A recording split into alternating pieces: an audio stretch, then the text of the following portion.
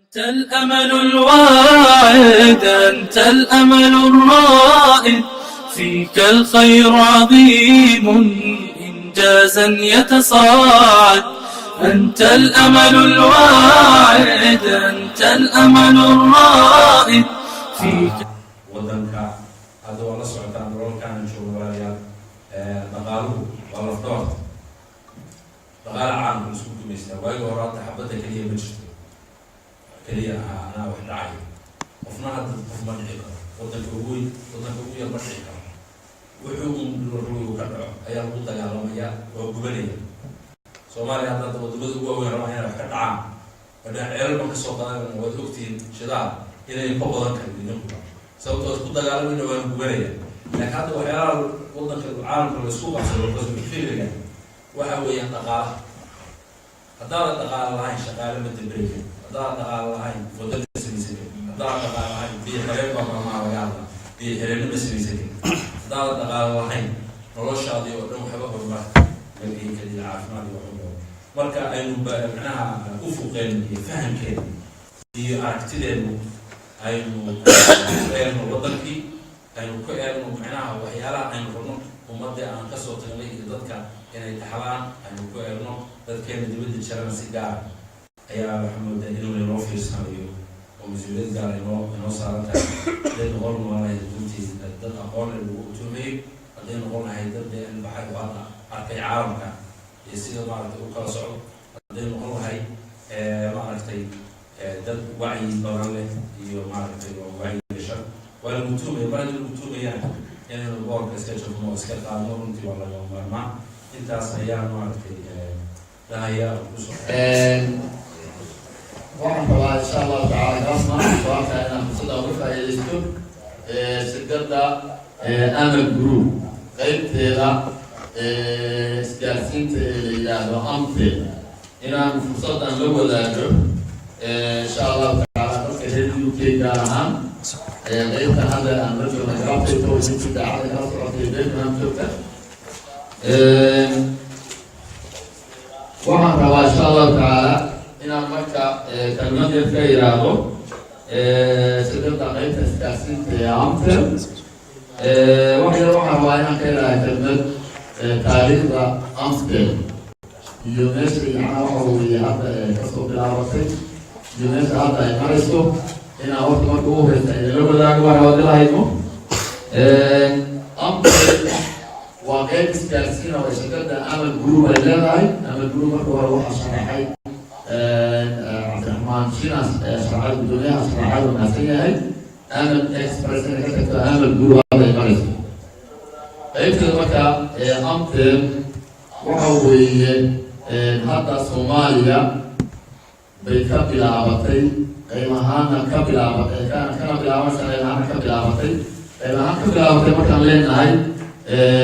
waxay shirkadu gadatay shirkado ka jiray Soomaaliya oo waxa weeye badankooda ay ahaayeen u badnaayeen adeegoodu qaybta internetka iyo isgaarsiinta qaybta la yidhaahdo dhulka oo landlinka la yidhaahdo shirkadaasi waxay ku xoog badnayd waqooyiga Somaliland dhinaca waxaa laga yidhaahdaa African Online dhinaca Puntland ilaa iyo Galmudug ilaa iyo gaarsiin maxaa yidhaahdaa Hirshabeelle ilaa gaarsiin xamar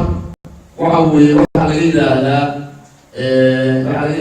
Ordi baa laga yidhaahdaa shirkadaas waxay kasoo bilaabataa taawarradooda waxay yaalaan ilaa iyo Jabuuti la yidhaahdo ilaa iyo xamar bay isku xeran waxa weeye marka Somaliland way soo maraan Puntland ilaa Boosaaso soo maraan ilaa ay saas ku soconayaan dowladaha goboleedyada dhexe oo labada isii marayaan bacdina waxay gelayaan xamar marka waxa weeye shirkadaas ay galatay shirkadu waxyaalaha ay ka faa'iidayso shirkada saynishay waxay ahayd qayb internet ah iyo qayb landline ama telefoonada gudaha la geliyo shirkada amtel waxa weeye shirkada waxa weeye mobile communication iyo internet ku jirta marka shirkadaas ay galatay waxay u fududeynaysaa inay aada u degdegto dhisitaankii shirkada la dhisahayay qalabkii dhisnaa iyo waxay ka faa'iidaysanaysaa iyo gurihii laga gatay shirkadahaas تاسو حفظوا وين سامحك يسيف ودلو بدلو أي فترة إلى هالشيء سمك موبايل إلى هذا إلى سيد ذكر لو يبلغ هذا وحوي أي تاس ما وحوي وأي تاس أي تكوكب إيمان وحوي وح أمثل باكوترسا سكتا مرتا كلها مرة فيها على أمثل أمل telecommunication by ورسوك ياليوي وقيت إسكاسين أمل وحوي أنت أصبح أمرين إلا وحوي وتعليق لك الدعوة هذا النشي برسو اللي وحي هايسطو وهو هايسطي أمثل سوفتا أمثل بايدن كمية كورنيا لو سمين هايو أو سوفتا أمثل لو سمين هايو سوفتا أمثل لو سمين هايو وحوي سلام الشيء شركة أمل إكسبريس أو شركة شيء أمل جروب وحوي وحي كشقيسا شغل أول كشقيسا وحوي والعدل وفاينانشال انستيتيوشن أو فاينانس كشقي عاد كشقيو وحوي بانوي سيدا رسول الله كأدوك ما تقول في الدرين حي قاب في هراء أو دقن في هراء أو وش أسيس ولا يفتح جوريون واحد إذا واحد يفتح جوريون إنت اللي عليكتو إنت اللي عليكتو واحد لو بهاي آلت لو بهاي مركز العكسي لأنه يبقى واحد صومالي بقى في النور يبقى صومالي واحد بجانسري واحد اللي راح عند بجانسري مركز واحد بجانسري وحبايا كسر في واحد يقول هانسري واحد حوالي يراقي بيبيه ما تابع إنت اللي تدوك في إلى سمستكارت في بقى تعيبوا تصومالي بقى كارت في هذا السرعة سلامه وين كارت مصري أكبر كارت في سكارت يولي وحوي ساعة وصل إياه أكون في عيش محلوك الإنسان اللي كان هو حوالي وعني كافجال وكمان حسير البنجية دي تقدر هاي قلت كوابا كريسنان سير البنجية يومك مركز أكون بقول العكس كاولا وراكم في العكس وخير الله بحسن العكس كروبي كاولا سير كوسي كنا العكس تاكل لها كروبي كاولا مركز أنواع يا مركز تجيه دي ما هو يا رب marka waxaan ogaaday inay cid garab u saameeyeen idan marka waxa weeye maadaama adduunka hadda u guuray amal group waxay ogaatay inay ama ka guuda ama la guuda adduunka inay noqoto sababta ugu weyn horta oo loo sameeyey yani waxa weeye amal express ay u samaysay ama amal group ay u samaysay qaybta telecommunicationka ahi businessyada kala duwanaa runtii yani waxa weeye sida xawli loo kobcayay waa waxaa la arkay inaysan waqtiga xaadirka ahi waxaa la yidhaahdo inaysan dadka qaadi karin haddii allays ay la yimaadaan ama in la yimaadaan maahan awrta cirka loo raacayo in la yimaadaan maahan sidaas daraaddeed baa waxaa markaas madaxda sare ama dadkii hantilayaasha ahaa markay fariisteen waxay yidhaahdeen xilligan waa xilligii saxda aan u baahnayn inaan helno jaayid cirkan u raaca horta sidaasaa loo sameeyey shirkadda la yidhaahdo amtel marka waxa weeye technology waxay kugu soo ordhisay waqtigan waa sim cardku سيمكارت يرجع الموبايل تاعنا كشانو هو هو سكوتو مركا واحد ساعة ثلاثة دقايق مركا سيمكارت وين يعني تلفزيون تكنولوجيا ما صاروا سيمكارت أنت لو تفيد مع ماشين واحد وسيمكارت أو أسرع شيكاس إحنا نسأل عكسي أسرع فيسكارت دولارسا لكن أشياء ماشية هي جارة أسرع موفينا هي مبروك عن قاضي شيكاس قاضية everything we know about we were technology more in our SIM card out. I have to understand. Say I was at Google, the one that I work in, one is one of Syria, one of Alaya, self Google, one satellite Google as well. But we I think that Google or Yahoo we can tell us how we secret at the Amker, or how we buy the Google or Amel group. I actually get a lawyer. لكن الجودة بتاعك شيء مهمة حين الله لا يلا سنة يوم كأحين يعمل جروب كذا يستطيع شكل ثاني عامة وحين مهمة لا هاي وحوا أي كذا ومضى هرمان في الأول سكذا ما في سنة يوم وحوا عندي سمايسي أي باهية هي كتب وشو waxa weeye baahiyaha kale oo dagool mahaya baa farbadan oo qarsoon oo marka hore dadka ay ku darsan qorshaha runtii waxa aad u hadlayay waxa weeye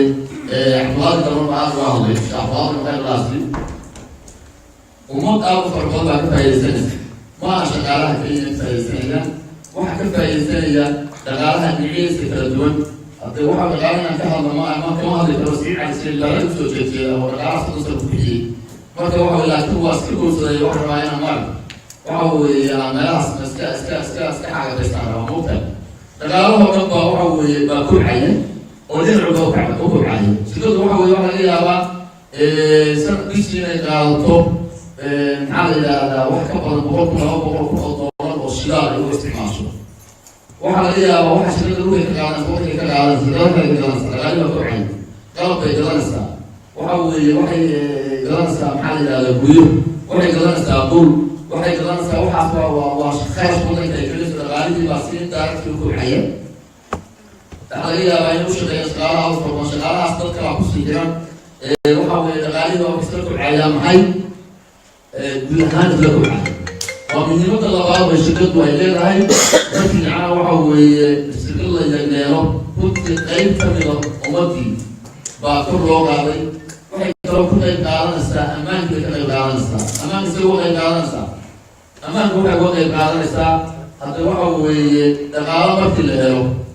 waxa weeye markaasaa ammaanku imaanaya qofku mar hadduusan dhaqaalo haysan waxyaalaha aad farbadan ku fakeraya sida daad waxay shaqeeyey tahriib ku fakeraya waxaynu gacmo ku fakeraya waxaynu dul ku fakeraya gacmaadka inuu gacmo ku fakeraya waxa weeye xasiloonidii bay ka qayb qaadanaysaa marka waa qayb weyn oo ka mid ah maxay ka mid a waxa weeye guud ahaan amnigii xasiloonidii inay qayb ka qaata dhaqaalaha markii lasoo siyaadiyo waxa weeye taasina waa arrin muhiima ama guruud madaxdiisa saraadkoota laakiin haddeer waxa weeye dad ka badan 1,500 qof baa shaqaaka ee ka shaqeeya waxyaala miyaa sidaana kala loo yeegleeray amal iyo shirkadaha kaska soomaaliya oo dhan sidaana kala loo yeegleeray markii la yeegleelahayana waxaa ku badan baa dadka qaadaman qaarna waxa iska dhaadayaan lagu turkisaa waxaa mas-uuloobayaan saaxiibkay yacquub maxamed yacquub oo sheeg biscajiyo iga sheekeeyo shirkada maanta halkaa ku qoran leeyahay amal wuxuu ii sheegay 1991 asagoo kanada jooga dadku waagu hore ilaa dowladaha soomaaliya la xiriiro ahaayo sirosibiyo xamada kanada loogu meelaha loo dirayo waxa weeye si uu ku helay inuu yacnaha waa farso ee kanada iyo maraykan ilaha galo anagu ma haysantaankaas waxaa u asagoo minaas marka wuxuu ii sheegay wuxuu yidhi 91kii anoo kanada joogo shaqaysta waan waxaan ku fakeray inaan shaqan sameeyo xawaalada markaasaan anagu waa noqonayaa shaqaansidad baan samaynaya markaas waa waararka soomaaliya waa kaxday haddana kusoo baxayaa waxa weeye waa marka january 1991 waa ka hortegayaa buyi ayaga ka hortegaa marka meesha joogay habeen hadda ay kasoo wareegtay aslee 2 asbuuc ama 3 asbuuc gabadh baa ii sheekeysay waxay tiri waxay internet waxaan ku arkay adiga iyo yacquub oo shinaadka nooga tagay weli waa waa 1991kii oo waxa weeye shirkadu ah markaas iga sheegay saayta ficteed gaalo ku shaqeynaya shaqo watimeesha ku shaqeysanayo wuxuu ku shaqeysanaya markaas maanta waa tegay waa baalqoyn iska soo tegay marka waxa weeye bilaamu saas weligood ahaanayaan oo waxa qofna waa fakeraya qofna wuxuu leeyahay qof baan buu arkaya qofna leeyahay waxaan dirigelayaa qofna wuxuu leeyahay wallahi waa iska qiimeynaya noloshaa sidaas kaga samaysan normka waxaan xasuustaa aaladatan hadda aan ka hadlayno oo hadda aad ku horumarnay waayihii hore dowladuhu waxay ku tartami jireen maxaa yidhaahdaa 2 goodood oo maxaa maraykanka iyo ruushka aada isku hayay marka 1947kii iyo 5kii 6kii 8kii is hayeen waxaan ka wadaa 1946 markii ugu khatarsanay dagaaladooda weeye waqtaay ay isku hayeen siday ku kala qaban lahaayeen marka waxay ku tartami jireen oo ku fakeri jireen inay maxaa yidhahdaa xilka tagaan tartanka ugu horreeya oo ay ku maskaxda ku fikiraan waxay aad wax loo sameeyeen laakiin nuguleed bay sameeyeen daalakasay sameeyeen waxasay qabteen dhulkasay sameeyeen sikasay yeeleen laakiin waxaa la yidhaha hadda wax haynaya in xilka ku hormar markii ugu dambe markii dambe bushka laakiin waxay dadka khayaaliga laha cid la fekero waxa ku kala sabay ciidamadii waxa ku jirta saraakiishii dadka aqoonyahanada ahaa cidkaan waxa weeyaan maan ku fil garownaa ama raaca laba iyo saddex iyo afar qof baa ku dhacday habeenkii nineteen forty seven ay doon marayeen baa ruush ugu dirsaday saabay ugu horreeyay wiilkii muxuu ahaa baalka halka ayaa waa ka yara bahal yaro 28 garaama 8 sentimitir 1 kilogram isaga magacii u dilay markaas halka waa faysan marka wuxuu caarnay maraykan marka iyo wixii marka wuxuu rubay wuxuu yacnaha afartii shanta qof oo hadda buuti ku qorayn oo waxaan ku dhacday ummadii kale markuu kasoo jeesteen yacnaha waxay aamineen hospital guriga waa samayn karnaa kelmadaas kala sahal ma waddanka la yidhaahdo Malaysia wuxuu ku dhisay hal qaacido la yidhaahdo Malaysia boy yacnaha luuqadooda way laakiin haddii la bedelo waa inta hadda aan leeyahay yes we can waa samayn karnaa Malaysia boy leedahay ku soo Malaysia boy wuxuu yiri qaacido waddanka dhan ma ku dhisay waa kala daa Malaysia waa awooda waa samayn karnaa wax kasta oo soo baa yes Malaysia waa samayn karnaa Malaysia boy marka waxa weeye bilaadanku weliba markaas ku jirayaan dad yar baa indhaadegaya ikhtirac samaynaya dalaal samaynaya ku dhiiranaya inkana waa soo jeesanaysa idan marka waxa weeye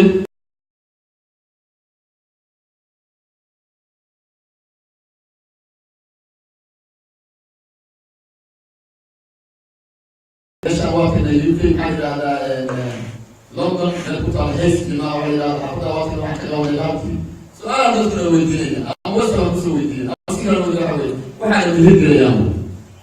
جا كان في كريني وحنا كريني سبب طلعت وحوي سيناريو سموها يوحوي شركة ثانية تشغل بوك تسمى معي على the financial institution book تسمى أو أيضا قاعدة أيضا سميتي أيضا قاعدة أيضا سميتي وحياها مرة تجربه دي وحوي إلى هنا كيلو دي ويدرس دي وحياها هنا يعني بيسكسكو دي وإن وهيك الوياي سلاسل قاعدة أنت تبصينها دي هذا وحياها هنا نفهم كثير وحياها ما جربنا إنسان هذا مش شكوى دور كل سكين عشان قارب السنة الفرافة أو وحوي سبيشل لا شيء وحوي ما جربنا مرة وحياها بنتي يعني وحوي لوجا هي مرة قارب إن هيستوري التاريخ يرفع الهيستوري وحوي تطلع عقل صحيح كاي حياة سكيسان تبعنا وحاس كاسوات أو ترى عقل أو كاسوات وحاس الإسرائيلية أنت هذا يقول وحنا ربا قاب اسمك سجد الرجال أمثل إن أيضا وحي كيرا حقيقة ووصلنا إليها ومنهم أمثل والشركة الصومالية مروين ليه الجليل أو غيرتها سيئة شيء وحنا ربا إلا قدس الصومالي ونسبيتون قول الصوماليا هذا قول سيئة وكبيرين markii aan isdii baan leeyahay waa dowladda Soomaaliya waayay fikray dowladda magacaabay intay ahaayeen laakiin hadda Soomaaliya waa ka tarantay marka inay ka badin waaliyaaba laakiin nimanku waa saas marayna intaan Soomaaliya oo ma yarata inay ka qaygasho ilaa ay taas xasayda taban ilaa ay sayra waxa weeye Soomaaliya oo inay oo ay ka horgeysa xarunta waxana waxa weeye xamal هذا لا يتحسك هذا قول إستدار وعفرين يتحسك الصومالي ولكن كالوجيسة ميامات الصومالي لا يتحسك هذا الحمر حرمته هو إلى أمل أمثل وحوي وحمر ولو كان حوي بيانا تأسيتهم وقوة بيانا تقول أمثل بيانا وقوة كسوما قوة كسوما ونغنسة صديق ونغنسة تأسينا وحوي وقاب اسميتك سكرت أمثل تكنولوجيا وحوي تكنولوجيا عالية تلقمنيكيشن كا وإلى هاي هذا صيف اللي بيفعل سنة وحوي ورصعت عن تكنولوجيا تمام فرق صعدة يوم فبيصير كان مسؤولي فبيصير كان فونكشن سكر غير سكر دواني يوم طريقة بيسنية وحوي يكون الشيء وقت لا ساعي أمثل وحوي وقت يكون سؤالي تكنولوجيا ومرها يوم طبعا انت الصور اللي له وسهل يعني بين الموضوع aruuriyey markii la aruuriyey waxaan ka wadaa technology-gu marna wuxuu u baahan yahay qalab waaweyn marna wuxuu u baahan yahay qalab yar laakiin tayada markastuu qalabka uu yaraado tayadu way fee socotaa tayadu way hagaagaysaa ninetyaskana markas iskuulada dhigananay waxaan arki jiray waxaan la gelin jiray maxaa la yidhahdaa meelaha compuuterada waaweyn ay yaalaan compuuterada waa loo adeegsan jiray runta hal compuuter waxaa kastaa inta college stagekaan oo dhan la-eg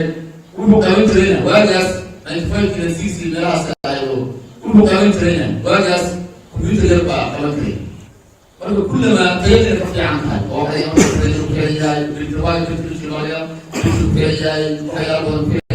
kullamaa uu soo yaraado maxaa la yidhahdaa jihaaskan weyn oo la adeegsanayo kullamaa tayadu sii fiicanaysa oo maxaa aalada tayada sii fiicanaysa marka amtel waxaa iyada cidka keentay maaha warshada ma lahan ku samaysa technology-ka laakiin waxay kusoo aaday xilli technology-ga uu marahayo baha yarahoo dee intaasoo kale leeg baa waxaa hadda waxaa laga yaabaa 5 sano ka hor ka hadda armaajada aan hortaaganahayo kale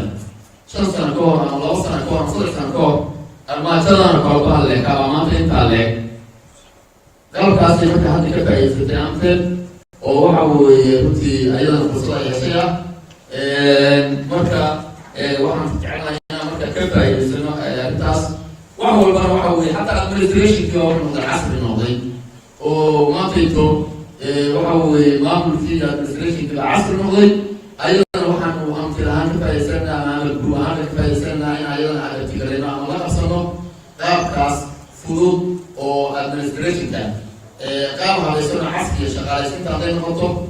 noqoto qaabka maamulka hadday noqoto qaabka shareska loo sameynayo dadka macnaha la xariirahayo dadka loo soo xariiri lahayo shirkada ku darsaday maamulka ku darsaday dee shirkadu waa shirkadooda leeyahayo amal iyadu way garaynaysaa maahane ummaddaas shirkada oo hanti dadka meel walba ay joogaan hadda dadka gurbaha jooga dadka ku darsaday waxa ka badan gudaha jooga gacanta dhintay gurbaha waxaan ka baqay inay kala xiranto intii loogu talagalay marka waxa weeye waayo wuxuu weli waxa weeye waa baraf badan waxbaa ku dhacayo aada loo ilaalinaya lacagta moogta marka waxa weeye taasina marka waa qaabka maxaa la yidhaahdaa casriga dhinac walba u horumaray marka technology ahaan iyo maamul ahaan iyo qaab ahaan iyo waxaa laga yaabaa qaabkii marka hore loola soo xadin karta qaab ka duwan loola soo xadin macaamiisha oo ay helaan fursad ka fudud ay si fiican dadku la xariiraan iyo meesha ku helaan xoolahooda wadaayeen iyo meesha ku marayaan waxaan rabaa inaan kalmad ka yidhaahdo ma aha kalmadii ugu dambeysay ama ugu liidatay laakiin waa kalmadii ugu dambeysay guud ahaan muhiimadda hadda aan xaaladatan ama meesha hadda aan u nimid runtii waxaa ugu weyn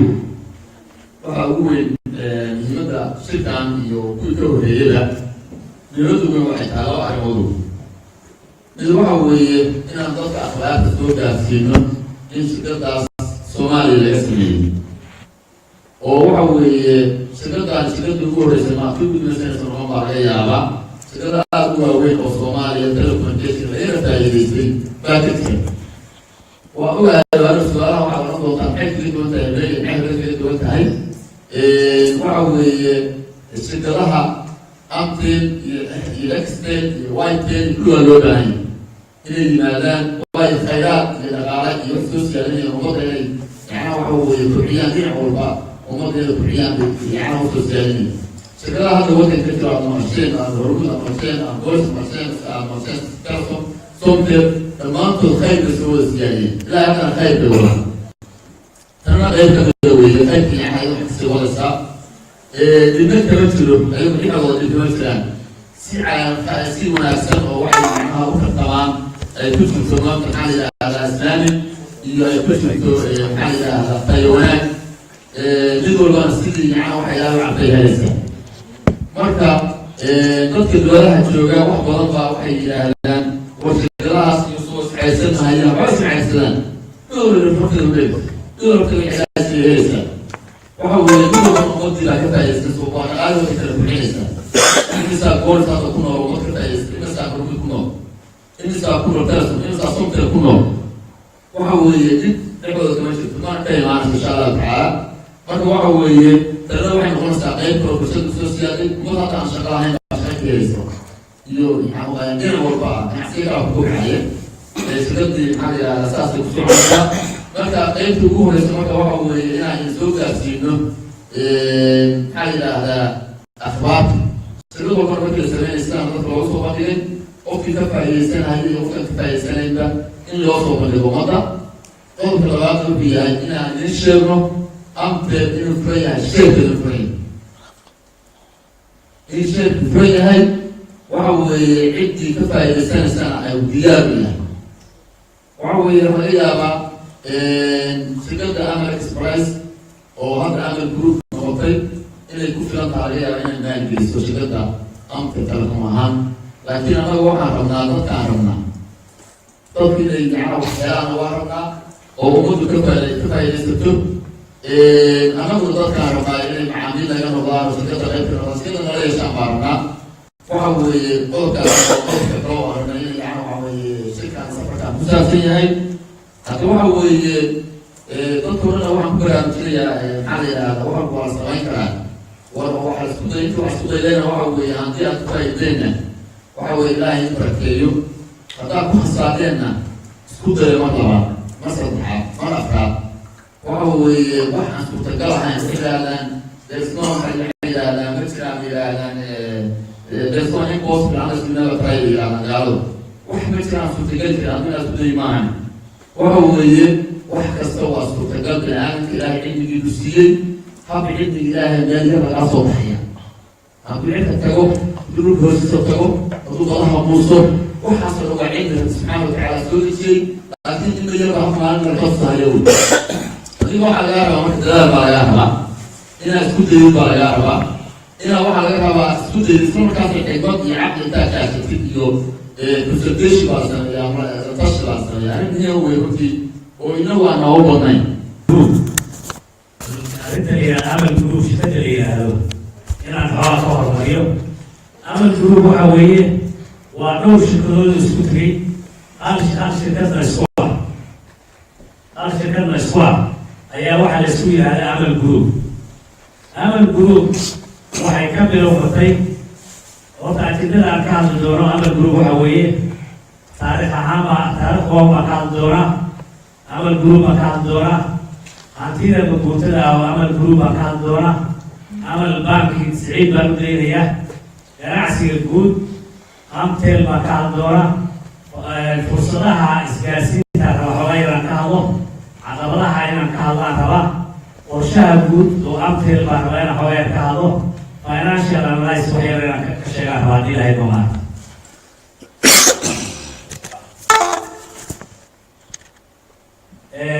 haddaan kasoo bilaabo maxaan ku rahaa Amal Express shirkadda xawaalada say ku xiriiray Yacquub baa bilaabay laakiin rag baa ila bilaabay rag baa igala shaqeeyey waa ku mahadsan yihiin runtii haddaan dadka guruuba la ishelina hal qof keligiis wax ma qabto waa siduu sheegay 1991 baan qurbahaas waxaan ila joogay kirkirada ahaa 1991 baan kasoo guuray kuwa galina maartay maxaan ku raahdaa wadamada qurbaha inaan Soomaaliya inaan u socday Soomaaliya markaa marayay kii marayay baa waddanka waa laga soo guuray xagga u socdaa maanta waa soo sheegay waxay arrintaydii noqotay inaan Kenya waan ka bilaabay xawaalad ka bilaabo 1991 maxaan ku raahdaa bishii afraad ayaan xawaalad bilaabay ilaahay way u isaaqay 1997 oo halkaan ku taabana shirkaddan Amal Express ayaan maaragtay sabab u ahaa inaan bilaabo oo isu keenay shirkado badan oo jiray baan isu keenay oo la baxay Amal Express la baxay marka shirkadda Amal Express hadaa xawaaye ka hado amalka dhex galo waxaa la bilaabay 1997 baa la bilaabay imaaraadka laga bilaabay Raasufeyma maanta waxa weeyaan October soo socota waxay noqonaysaa 20 sano ayay noqonaysaa maxaan ku raahdaa shirkadaas maxaan ku xawaalada Amal Express maanta waxay leedahay dowladaha ku leedahay 400 oo xafiis bay ku leedahay North America, Europe, Australia, Middle East, East Africa, waxay ku leedahay Soomaaliya, waxay ku leedahay Soomaaliya ku jirta East Africa, waxay ku leedahay 400 oo xarumood ama 400 oo xafiis ku leedahay. Soomaaliya waxay ku leedahay 250 xafiis ayay ku leedahay. 250 xafiis ayay ku leedahay. waxay kaloo qabataa oo macaamiil ay leedahay 270,000 oo qof ayaa bishii lacag ka qaata. 270,000 oo qof ayaa waxay ka qaataan lacag ka qaataan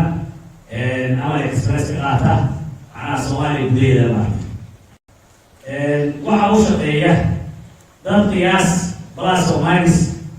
500 qof. 500 qof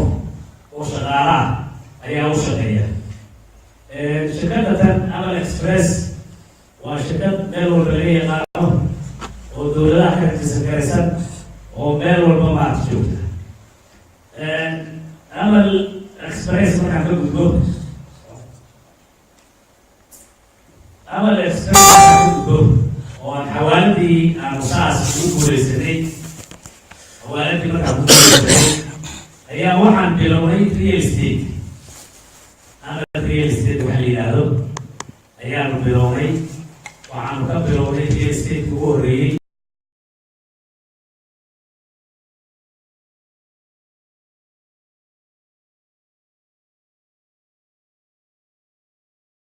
South Africa. show center baan iyada ka samaynay meelaha xarumaha Soomaaliya oo dhan sida Muqdisho, Gaalkacyo, Garowe, Boosaaso, Hargeysa ayadana waxaan ka samaynay bedelo waaweyn baan ka samaynay. Nairobina meelo badan baan runtii iyadana wiil badan ka samaynay. markaan macnaha aanu samaynay xawaaladii ayaa waxaan ku darnay real estate ku darnay. real estate-kiina saasaanu maartay waa ku guuleysanay. xawaalada waa ku guuleysanay runtii. real estate-kiina waa ku guuleysanay. meel fiican buu maraya. waa arrintaasna waan dhamaynay. intaa markaanu dhamaynay xawaaladii real estate-kii ayaanu waxaan ku darnay bangiga ku darnay. bangiga ma faahfaahinayo. waxaa jooga doctorkii CEO ka ahaa Saciid Cali Shire ayaa maanta maartay marti noogu ah meesha oo nala jooga. isagaa ka hadli doona haddii ay idmo. intaa markaanu samaynay ayaa waxaan samaynay ganacsi guud ama trade baanu samaynay. shirkaddu waxay soo dejisaa cuntay soo dejisaa. inkastoo Puntland ay u badan tahay, Puntland baanu cunto keenaa, raashin bay soo dejisaa, saasay ku shaqaysaa. marka horta Amal Group waxa weeye waa group isu tagay. shirkaddii baa group noqotay. shirkaddii ayaa group noqotay. waa xawaaladii, waa real estate-kii, waa bangigii, waa ganacsigii kaloo trade-ka awey. intaa markaanu samaynay waanu sidii runtii waa ku guuleysatay ayaanu hadda marka waxaanu rabnaa inaan furno shirkad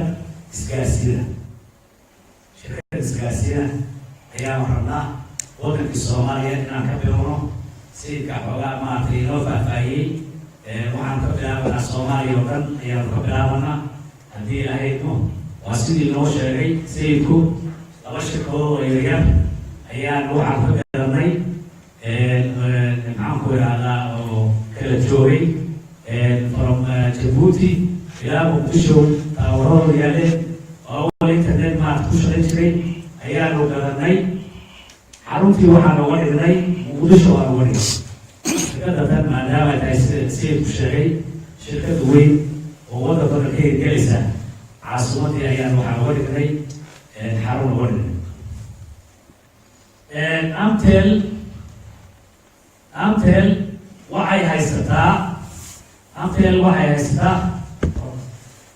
Amtel waxay haysataa fursado badan bay haysataa runtii. fursado badan ayay haysataa. waxa weeye Soomaaliya saa ka warhaysaanba waxaa lagu qiyaasaa inay 10 milyan tahay Soomaaliya. dadka Soomaaliya inay toobili yihiin ayaa lagu qiyaasaa. waxaa la qiyaasaa 45 inay haystaan telefoon haystaan. 45 inay telefoon haystaan. 2024 markii la gaaro waxaa la qiyaasayaa inay haystaan maaragtay dad 60 inay haystaan maaragtay telefoon. 2 milyan oo kamid ah inay telefoon haystaan ayaa la filayaa. maadaama shacabku ay yihiin runtii dad yaryar ay yihiin oo dhalinyaraha u badan yihiin, telefoonada la xiiseynayo waxa weeye mar walba waxaa soo badanaya dadka telefoonada qaadanaya ayaa badanaya. aad baana loo isticmaalaya telefoonada loo isticmaalaya, maxaa internet baa laga isticmaalaya, iskuulaadkii baa loo isticmaalaya, meel walba guryihii ayaa loo isticmaalaya. marka waxa weeye intii hore in ka badan ayaa mar walba qaadanaysa. ummaddu waxa weeye marba meel bay maraysay. marka waxa weeye dadka internet ayaa xukumaya maanta. internet ayaa xukumaya. marka shirkadan Amtel saasaanu maaragtay ugu talagalay inaan u samayno caqabadaha ka hor iman kara. caqabadaha ka hor iman kara waxaa kamid ah dhismaha waqti qaata. dhismaha oo waqti qaata ayaa caqabadaha kamid noqon kara. ammaanka maanta waxaa laga yaabaa inta la sameeyo in meeshii ay ka dhacdo ammaanada ka dhacdo. caqabadaha iyaduna kamid noqon kartaa. waxaa kamid noqon kara tartanka iyo competitionka. shirkada markay soo gasho qolo walba waxa weeye beecay hoos ku dhigaysaa. tartan baa dhacaya. tartanku faa'iido wuxuu yahay shacabku yahay. tartanku dadka shacabka ayuu faa'iido yahay. laakiin shirkadaha runtii tartanku uma aha faa'iido uma aha. shirkadaha faa'iido waxaa waa inay qiimo fiican iyo faa'iido maarata ay ka sameeyaan. marka tartankaas waa dhici doona, caqabadahaas waa jiri doona. waxaa kaloo caqabadaha kamid ah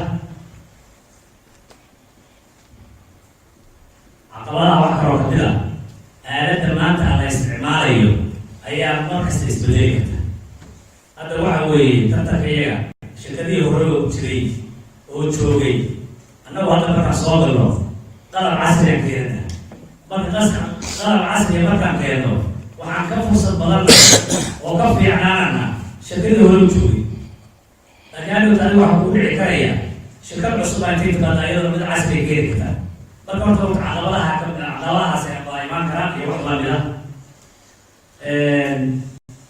qorshaha guud ee Amtel waxa weeye qaybta koowaad waxa weeye waxaa la kicinayaa shirkadan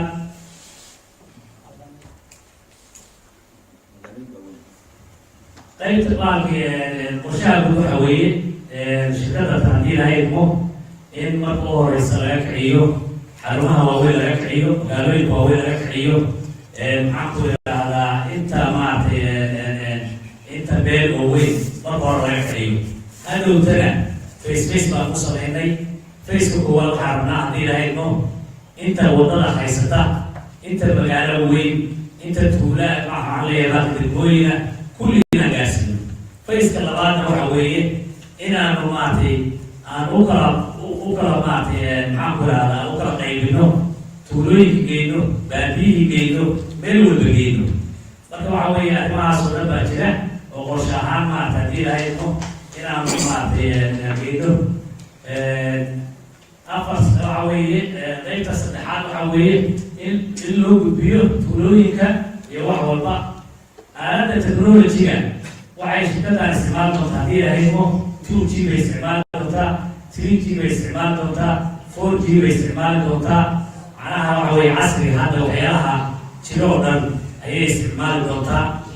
waxay isticmaali doontaa mobile money bay isticmaali doontaa, kii xawaalada la marinayay bay isticmaali doontaa, wireless bay isticmaali doontaa. wax kasta oo shirkad isticmaasho ayay shirkadan isticmaali doontaa haddii la hayno. qaybaha sheeka shirkadaasi sayidku inoo sheegay oo annaguna maanta halka u joogno waxa weeye horta inaan macluumaadkan ka siino oo arrinta maaragta shirkada.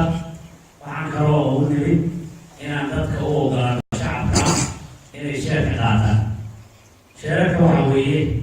qofkii wuxuu waxyaalaha ku ku darsan karo weeye sheerku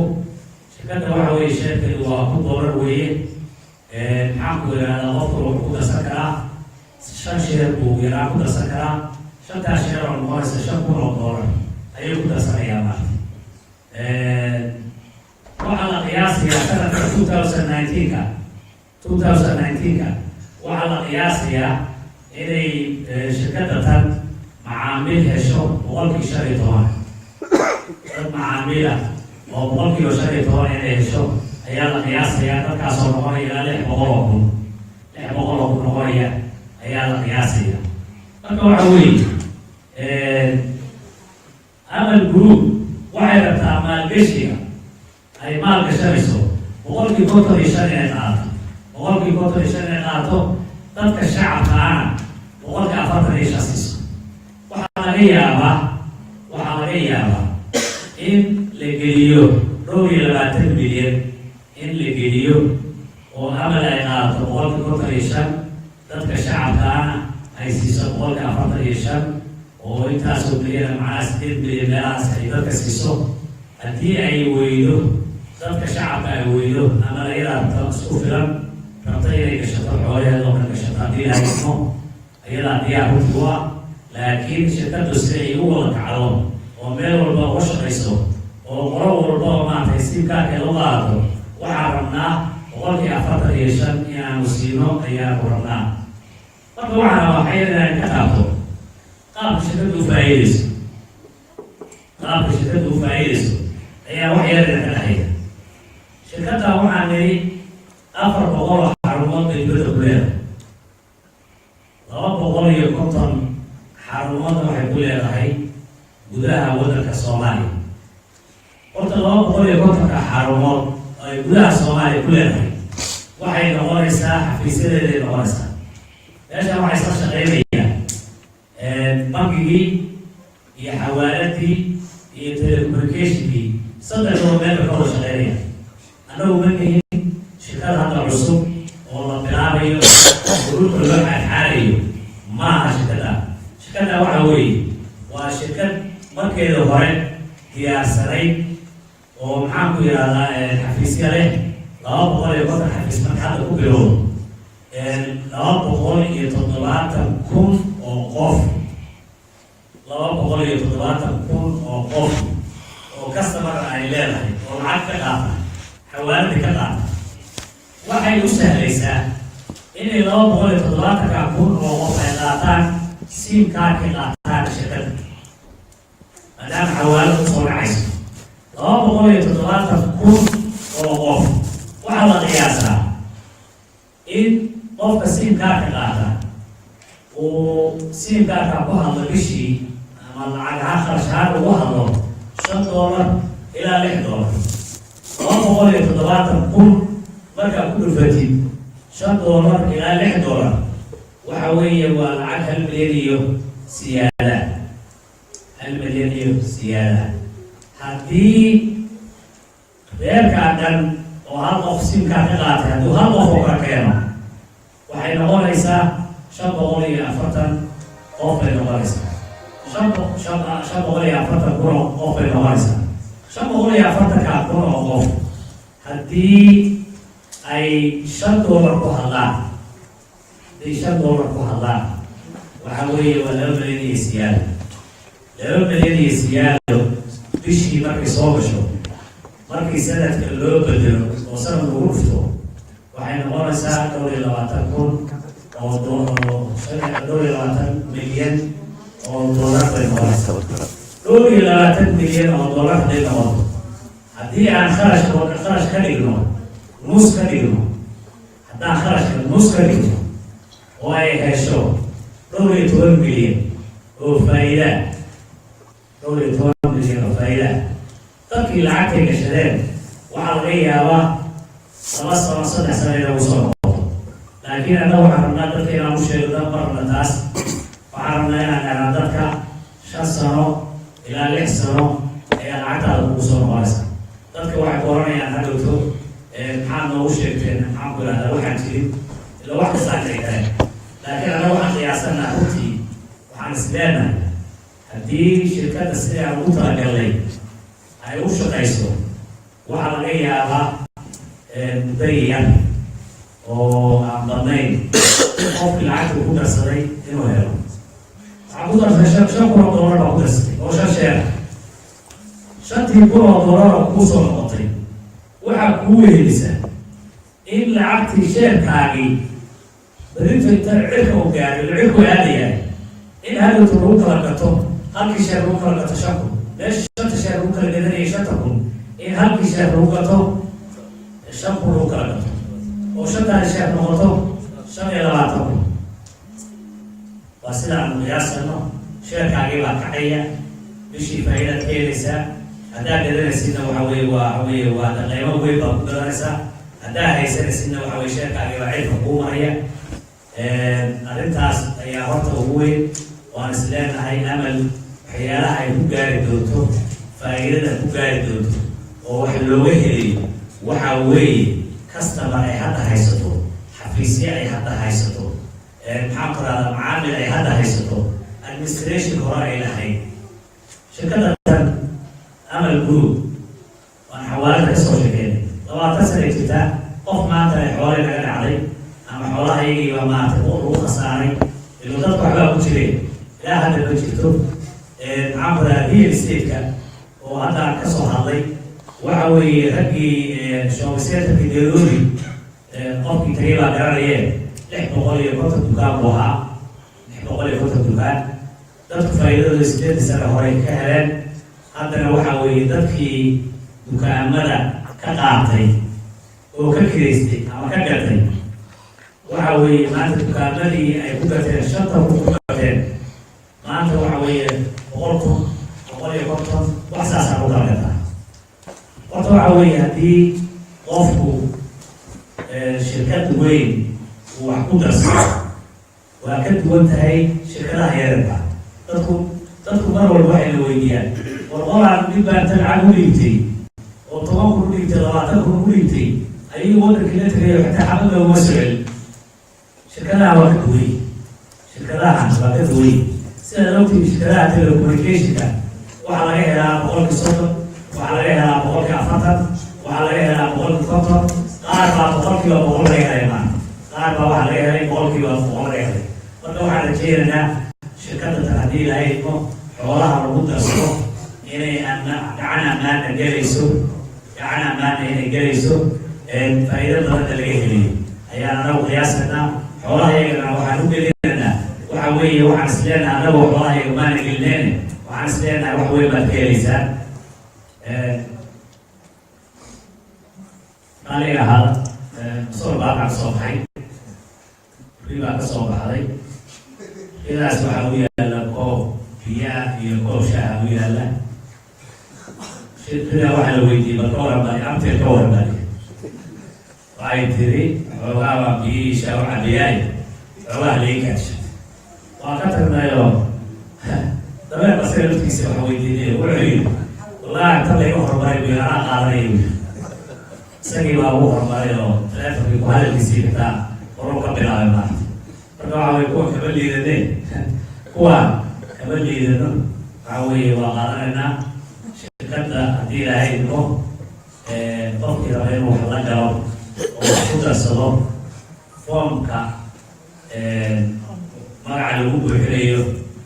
foomka maaragtay qofku sheerka ku gelayo wuxuu tagayaa xafiiska ugu dhow oo amal ayuu tagayaa. amal xafiiska ugu dhow amal markuu tago amal express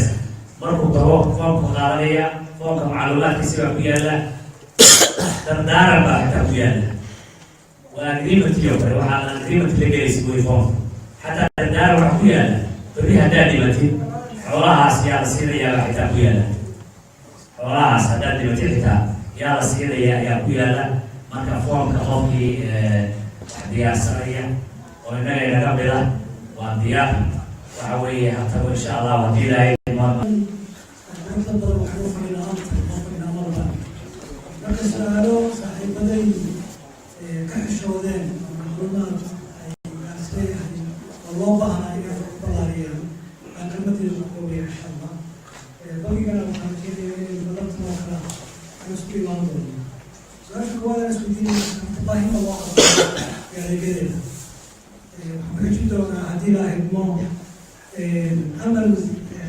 waqtigeeda guushu teeliyay waxayna ka oran doonaa qorshaheeda howlgal insha allah saddexdaa kalmadood iyo kelmada afraad oo ah maxay tahay sida aynu action pointiga ka qaadanayno kulankan hadda saddexdii sano ugu dambeysay waxaan joogay waddanka soomaaliya ka shaqeynayay shaqada bankigu waxa weeyaan waa state worki gobolka soomaaliya ka shaqeysa dhinacaana boorama ilaa wajaale dhinacaana ilaa kudakay inta waxaysan jooga soomaaliya waxaan nahay bankiga ugu faaciyada badan ugu lamaha badan ayaan nahay wax badan soddon branch ilaa soomaaliya ka shaqeeya waqti looga baahi badan yahay tabarka khibari baan soomaaliya ka soomaaliya sharikaadkii hore ama ha noqoto faa'iidaday heleen ama ha noqoto nidaamkooda maamul systemkooda wuxuu system qadiim ah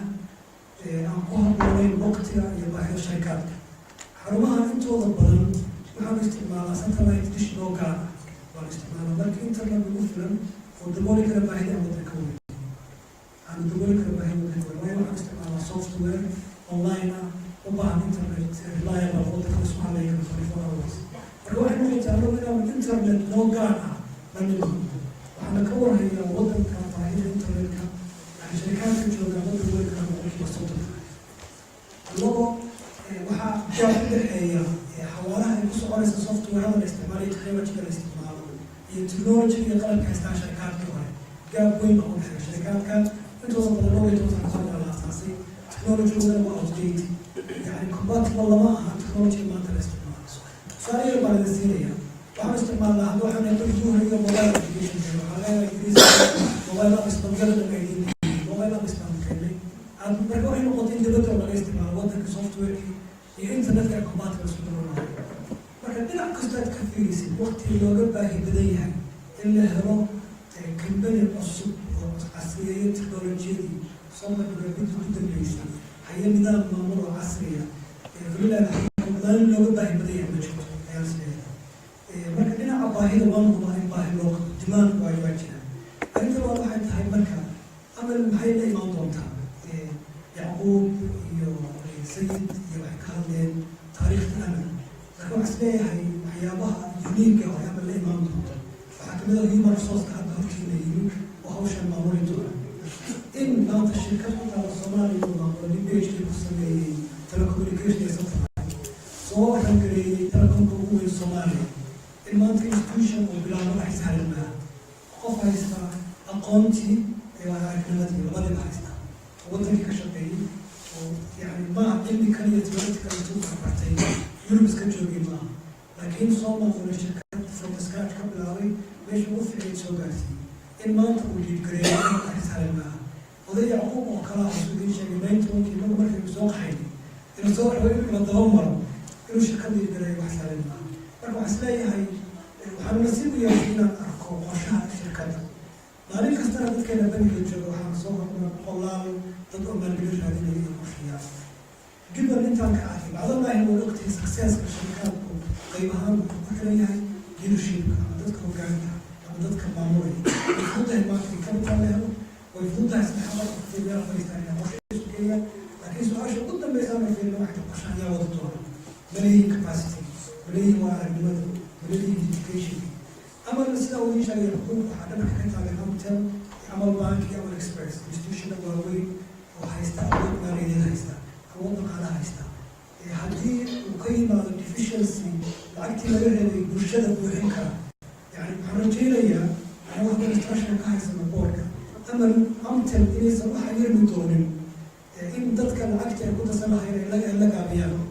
oo bankiga waxaa la sii instruction ah baahi kasta oo timaadeen lacag kastoo dhibanaatay inuu buuxiyo waana awoodnahay marka markaa isu keensi aqoontaas iyo aragnimadaas iyo shirkadda dhabarka ka taagan waxaan rajaynayaa bacdallaahi in amalay meel fiican gaari doonto marka arrinta conclusion waan jeclaan lahaa inaad ka qaadataan meesha waxa weeye ka faa'iidaysta fursadda dadka qurbajoogta ah intoo waxaan arkay laba noqdeen dadka qurbajoogta ah waddanka intaa tegay raggana waxay noqdeen dad diiran wax isku daya wax maalgeliya waddanka tagaa dadna waxay noqdeen dad baqa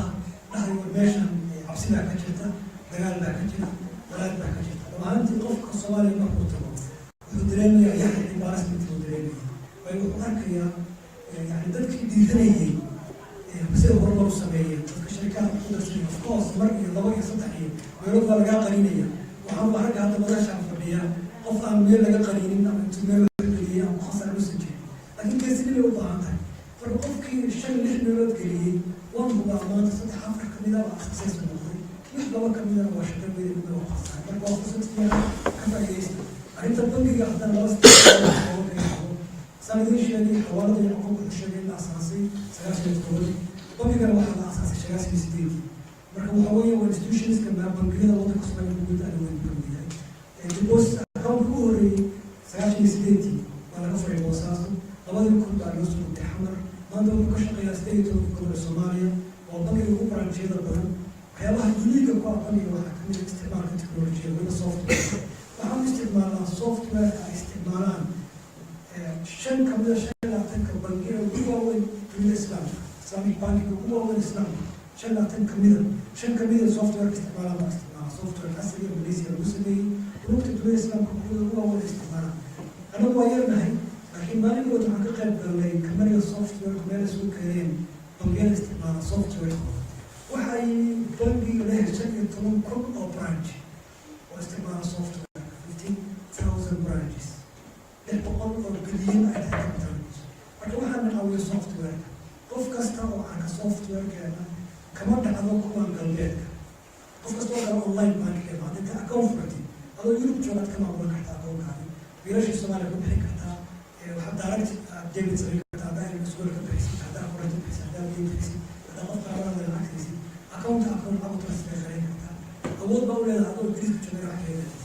أول ما يعني كونكشن كأنه بنجلك وحدك كمان تقول تستخدم موبايل كارك على الأبسكي كان مرسول إنترنت هذا شيء صار أكون كامل العقد اللي كتاع أكون كذا كتاع العقد كذا دائما الجليد في الله الحمد لله أنت الأمل الواعد أنت الأمل الرائد فيك الخير عظيم إنجازا يتصاعد أنت الأمل الواعد أنت الأمل الرائد فيك الخير عظيم إنجازا يتصاعد معطاء فعالا